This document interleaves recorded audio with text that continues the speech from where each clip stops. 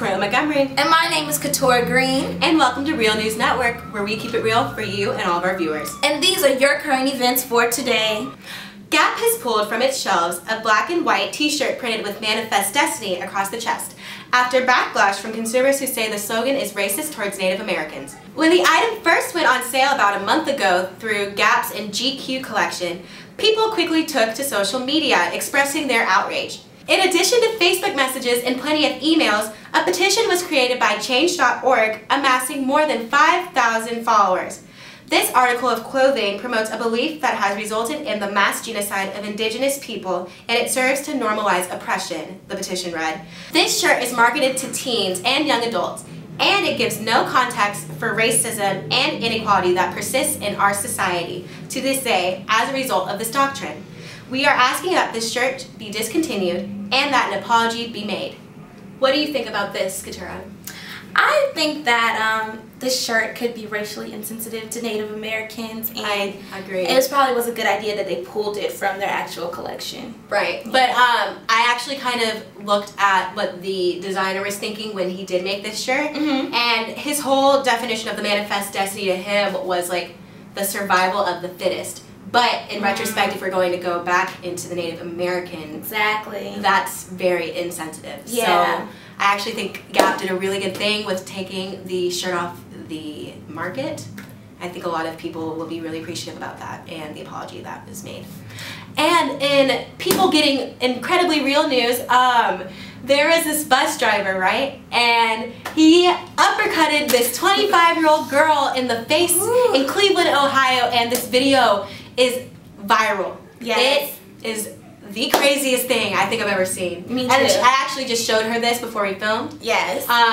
What was your initial reaction to that video? I was so surprised that this guy just got up and reacted the way that he did. It wasn't like a simple, no punches are simple, but it wasn't like a punch to the arm or something. He uppercut this girl. Like, I really think something is probably wrong with like her. When she punched, like her neck went and it like snapped and it just, you heard it. It was terrible. I feel so terrible. Even though she was being really aggressive with the bus driver. She spit on him. She spit on him. That wasn't right. Him hitting her, that wasn't right either. Yeah, because that punch was so serious. Oh my lord. And not only did he do that, he threw her off the bus and also threw her stuff off the bus. Her weave like flew off of her hair. She has a baby ponytail. And now she's actually trying to press charges. The bus driver has been actually laid off from his job. So now I don't know how she's gonna. I think that was probably the right thing to do, because in those type of situations, that's you still have to remain even calm. If she did spit in your face, you know, you still have to remain some type of professional. I mean, no, I understand what you're saying. In my film class today, actually, right before we started class, we we watched the video, and we watched the video twice, and then we actually had to find the cinematic uses for what that video does, and honestly, it reminded me of Cloverfield clearly because it was filmed with a camera on a phone, but that's about as cinematic as it gets. As most of the Georgia State population knows, this is homecoming week. It started on the 15th and now it will continue until the 20th. So I'm just going to let you guys know a little bit about what's been going on since homecoming has started. On Monday, we had Good Morning Commuters. On Tuesday, we had the Spirit Plaza. Of course, the Royal Court was able to promote themselves. We had a field day for Georgia State, which also, they had Power Pup football with the girls. It was really nice. Also, that later on that night, there was Panther Exchange, which there were different vendors from all different stores, from clothing stores, sneaker stores, makeup, music. It was just really a great event. We had performers such as Will Hill the rapper, Pro Hayes, Zip Kennedy, and Amelia Rojas, which is a new artist who may be getting signed to Maybach Music. Make sure y'all check out for him. On Wednesday, there was the GSU Arts Fair and Feature Senses, and also later on that night was Panther Nation at Atlantic Station, which is a pep rally to help us get fueled up for the big day. On yesterday, there was the Masquerade Ball, a really fun event. Everyone looked so nice. It was held at the Venetian Room. And today, which is Friday, we are going to be having our comedy show with Mr. D. Ray Davis called Terminus. And to end everything off, of course, we will be having our homecoming game on Saturday. Tailgating starts at 12. The game starts at 2. There will be plenty of food, fun, games. Bring your families, bring your friends.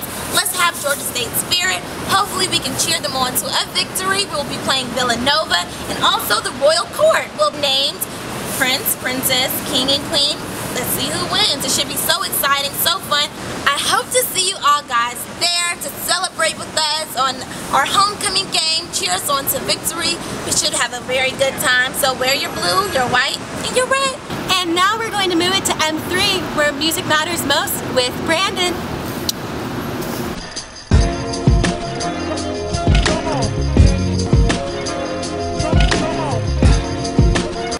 What's up, you guys? This is Brandon J, aka Brandon J Music, here with your music segment M3, where music matters most, here on RNN. And today we have a good friend of mine, Bond, who came through. He's a producer and a DJ for Hyderabad. So Bond, go ahead and tell our viewers a little about yourself. I'm, like you said, I'm a DJ. I'm a producer. I've been DJing for about maybe like 6 years now. I started back in high school. And I mean, just progressing from there, I just kind of got a better kind of grasp on like DJing at clubs and stuff in college. And at this point, you know, I'm just kind of DJing all over the place, trying to make that next move, you know. That's pretty cool. Yeah, so, you know, for those of you, well, you guys don't know, but I've known Bond since freshman year. So I've seen Bond, you know what I'm saying, work and progress himself. So he's really been working and on his grind. But I want to know, because I've never really had the chance to ask him. So what were some of your, like, inspirations? Just inspirations would probably just be like different experiences, probably. Just going, I remember like the summer of my senior year, I really hadn't been to college yet, so you know, I had the whole summer off, and I went to this. My friend was like, "Let's go to a rave," and I was like, I've never been to a rave. I'd probably just seen that on like, you know, TV and shit like that. So he took me to a rave. It was just like 2,000 people. It was like this huge party, you know.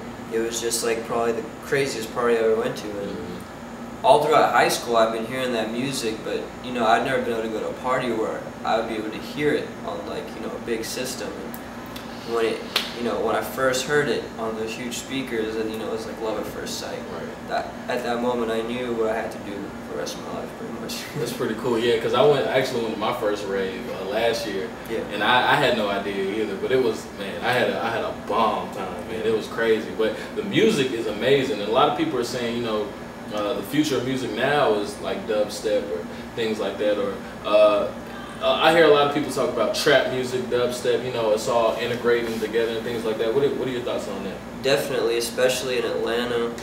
It's kind of the heart of the trap scene in general. It's kind of where this music originated. So you're seeing kind of this trend in electronic music and hip-hop music in general, where it's kind of everything's moving towards the middle, where it's just this sound that's kind of almost being used on both sides. You know, you'll have hip hop producers, you know, collaborating with electronic producers. You'll have electronic producers making beats for, you know, rappers and stuff like that. So it's kind of this, it's just this really cool world, you know, that people are creating. Groups like Flosstradamus, or you know, they're making mixtapes with like Trapaholics and stuff like that. So it's just this whole new world, and it's really cool. And me just being on the come up right now is a really exciting time for me, you know, because it's just this cool world of opportunities where I could be working with anybody, really. Right. And I was looking in the magazine the other day, and they had like a list of the top 10 paid DJs right now. Yeah. I saw like Skrillex and all them. Those guys are getting stupid, man. Like, those guys are getting paid, man. Definitely. So. You know, just go ahead and let the people know, you know, some upcoming events, or, you know, if Hyderabad has anything new upcoming, or any of your, you know, personal productions coming out. Yeah, I actually dropped I dropped an EP 2 weeks ago. It's called Diamond Spectrum, and you can get it on Bandcamp for free, and it's also on like, you know, every major distribution. You can get it on iTunes, Amazon. You can get it for free, or you can kind of name your price, download, or there's like a fixed price. So, you know, we wanted to give people all different kinds of options, because there's not just one type of consumer, you know. There's a person that collects music, there's a person that just casually listens to music. So we kind of kept all those things in mind when we released our music. All that stuff is important to us. So you can grab that on SoundCloud, you can grab it on the Bandcamp. we just put it out there, you know, and it's being, people like it, so we're really happy. We've been working the whole summer pretty much. Cool. Yeah. So here at M3, you know, we're big on all types of music, not just hip hop. You know, we like to diversify sound. I'm really big on music. I like to listen to all different types of music. So you guys, make sure you go out there and cop that a Diamond. It's called Diamond Spectrum. A Diamond Spectrum. Make sure you cop that a Diamond Spectrum. You know, it's good to listen to other types of music and, you know, really diversify. And dubstep is really becoming the future. The integration of trap music, it's really big, you guys. So make sure you guys cop that bond. I want to thank you for coming in again. You know what I'm saying? So make sure you guys go cop, you know, Diamond Spectrum. Make sure you look him up on Twitter, Facebook, whatever. You know what I'm saying? We like to support our artists. So once again, thank you for tuning in to M3. I'm Brandon J Music. This is my special guest Bond, and we'll see you guys next week.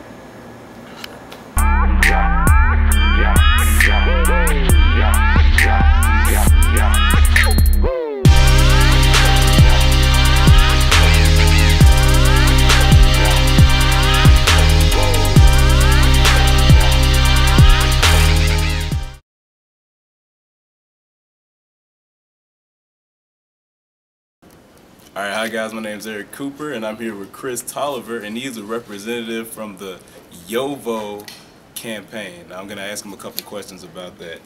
First question is, what is the YOVO campaign? YOVO is a campaign initiative me and a couple colleagues came up with, and to try to get the youth out to vote in this year's 2012 presidential election. We base it off the YOLO saying, you only live once, and we changed it to YOVO, you only vote once, and to make your vote count. All right, cool. My second question is, do you have a website, place people can visit, see information about your organization? We do, actually. On Facebook, you can look us up, YOVO. First name, last name is YOVO. And we have a page, and you can check us out, different reasons why you should vote and things of that sort, and how to get wristbands. All right, cool. So how do you get wristbands then? Through the website, on Facebook, or you can contact me. My contact information will be made available, and available on campus at any time. They're $3. The cost of the band only covers what it took for us to make the bands, much like the Live Strong bands, and just go out and show your support and try to get voting up. All right, cool. So why should we vote in this election? It's called You Only Vote Once. Why is it called that, and why should we vote in this election? A lot of people, you know, will question and say that you vote more than once, but in 2012, in the political presidential election, you vote one time, and you have to make your vote count. It's important for us to go out. A lot of us, it's our first time voting. We weren't of age to vote. We were just before the age during the last presidential election. So, you know, go out and make your voice count. This is a pivotal time in our generation, and just go out and vote. All right, cool. Well, I appreciate your time. This is Chris Tolliver with the YOVO campaign. I'm Eric Cooper, and this concludes our interview. Yeah. Alright, hi guys, my name is Eric Cooper, it's Political Issues, and today we have a revamped segment called Bruh You Heard? Now, have you heard that Obama is guaranteed to win the presidential election? You probably actually haven't heard that, but I'm going to break it down and tell you a couple reasons why I'm already calling it. It's over after the second debate. And the first reason is that Mitt Romney is losing in Iowa, Nevada, and Ohio. And those are three key states. If you follow, you know, politics, presidential politics, those are three key states that he's losing in. And it's like, it's by a large margin. Some of the states are double digits, some of them close to it. And so, I mean, it's basically a wrap. And then on top of that, corporate funding for Mitt Romney has been like gradually decreasing. They're just pulling it and giving it to the, you know, the Republican congressional candidates, because they don't think he can make it. In fact, I was watching Fox Business Channel a couple of weeks ago, and the commentator literally said, hopefully the debate will present a mass exodus. Those are not my words, those are his words. A mass exodus of corporate donors to the Romney campaign. And so that's one of the main reasons I'm calling it now, because Romney, if he had a shot, it was in the debates, and we all know Mitt Romney won the first debate, but if you watch the second debate, no whole, like, Obama killed him. He killed him. I mean, it was nasty. When I knew he killed him is basically when Obama talked about Mitt Romney's plan. You know how Mitt Romney said he had a 5-point plan that would create, 12 million jobs or whatever. Obama was like, you don't have a 5-point plan. You have a 1-point plan. It's to give tax cuts to the rich. It's, funding for corporate jets, basically give tax breaks to people who are, offshoring jobs and stuff like that. I mean, he killed him with that. And he basically, a couple times, he said, not true. In fact, it was more than a couple. It was like 10 or 11 times. Obama was just like, not true to everything Mitt Romney said, that, that basically misrepresented Obama's position. And at the end of the debate, he really killed it. I mean, if you saw the end of the debate, you just felt something when you watched it. When he talked about the 47%, he was like, think about who he's talking about. When he says 47% of Americans consider themselves as victims, he's talking about veterans, elderly people, children, all that stuff. So, I mean, all said and done, it's pretty much over for Mitt Romney. I'm calling it right now. Obama's gonna win. If you had any worries about Mitt Romney winning, if you're an Obama supporter, don't worry about it at all, because I mean, it's pretty much over at this point. And that concludes the segment, Bruh You Heard. My name is Eric Cooper, this is Political Issues, and next we have Vontae Robinson with Let's Talk Sports.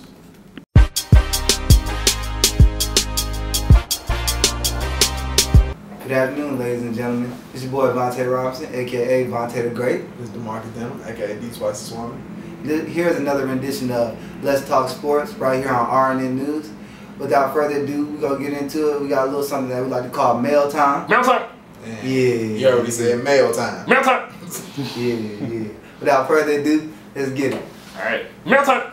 Derek from El Paso, Texas asks, it sucks that the NFL protects defenseless players, but not if they're on defense. What's up with that? I feel as though they've implemented so many new rules in the league. It's really like watered down the flow of the game. It's not as more so as a physical game as it is a speed game. Everybody's worried about, oh, don't hit him here, or don't do this, don't do that.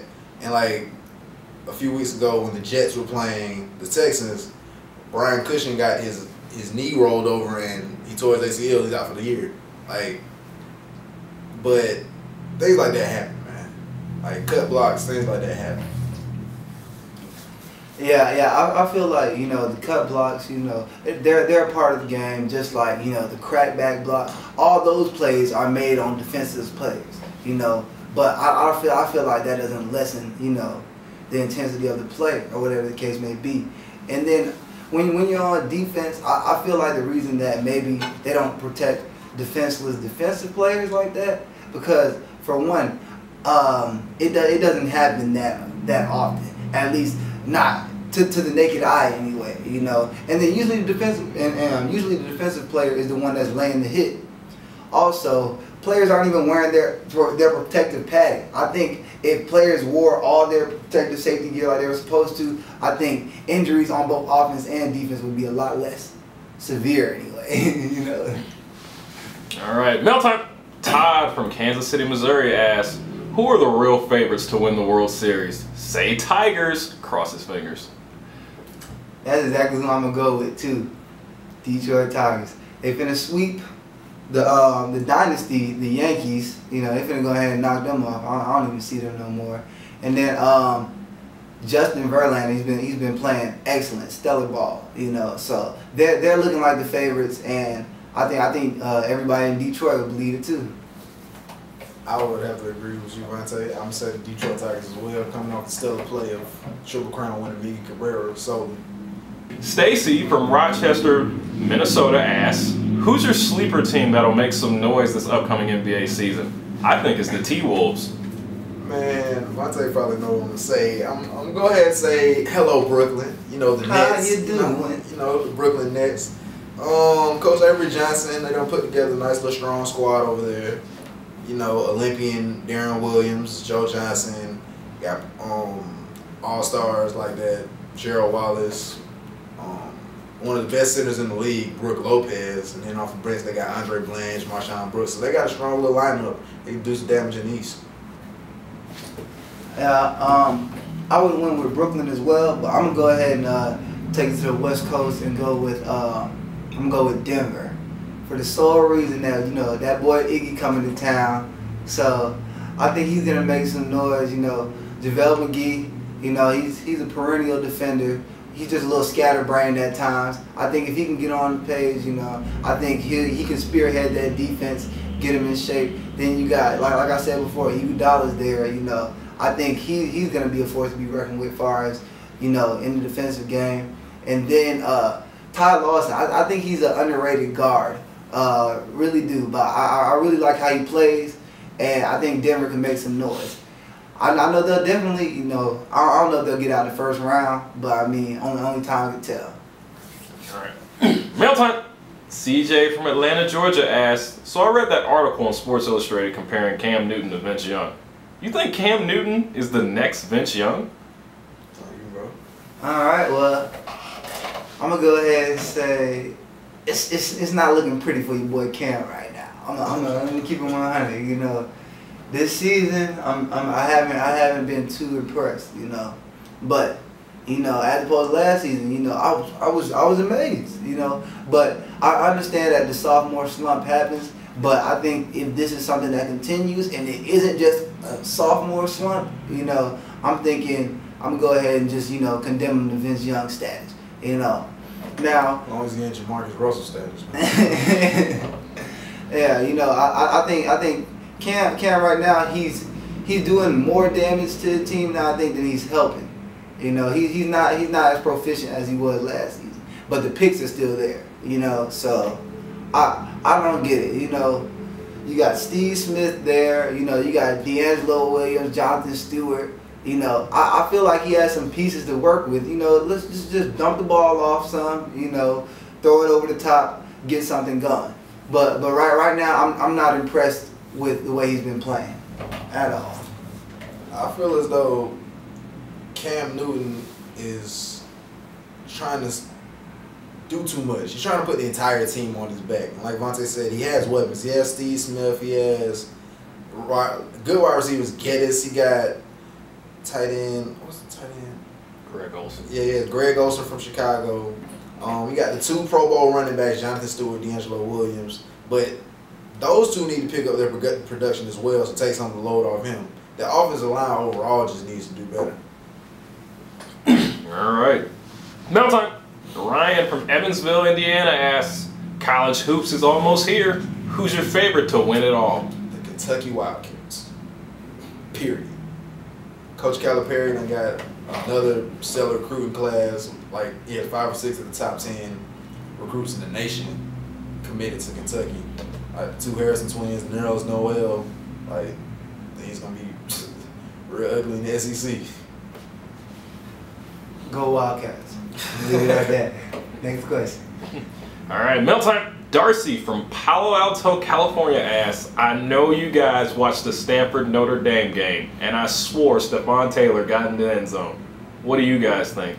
But nah, he didn't get in. nah, he didn't get in. The replay official, he made the call, and I feel like once the call has been made, I feel like there was no conclusive evidence to say otherwise. So I feel like, there was no choice but to go with that call. But I don't feel like he got in personally. I feel like at that point, the play was completely out of Stephon Taylor's hands. It's like it was up for the referee to make that decision.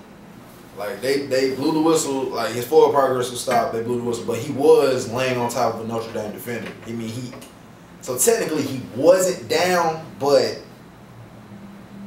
he was down. Yeah, same. All right, mail time. Randy from Philadelphia, Pennsylvania asks, I'm sick and tired of Vic turning over the ball. It's costing us games. Do you guys think he needs to be benched for Nick Foles? Yes. 6 games into the season, the Philadelphia Eagles have 17 turnovers, and 13 of them caused by Vic.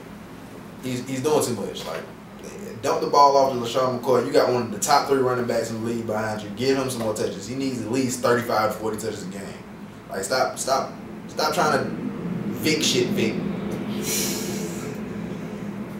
First, I just want to say, Vic, you still my dog, bro. You know what I'm saying? But Yeah, something's got to give in Philly. Something's got to give in Philly. You just cost that man Juan Castillo his job, bro. You know what I'm saying?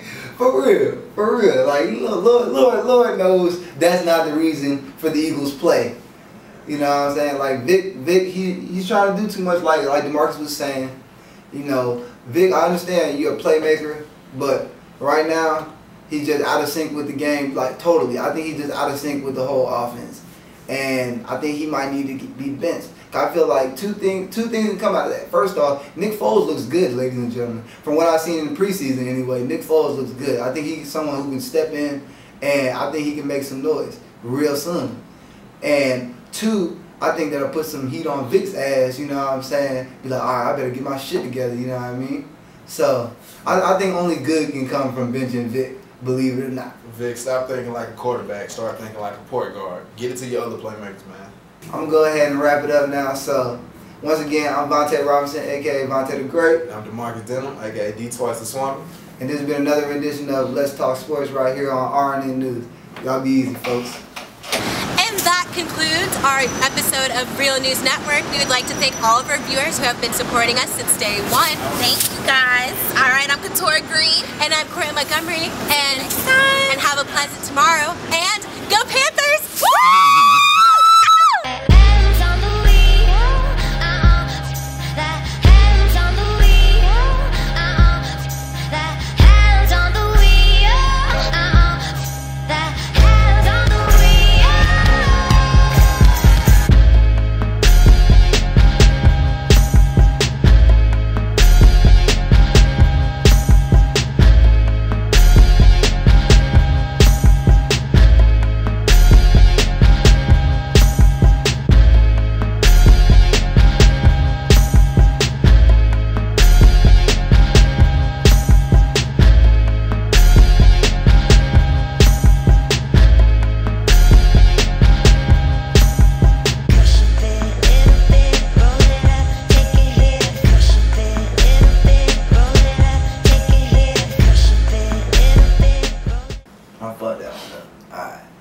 You ready? Yeah. Alright. Let go.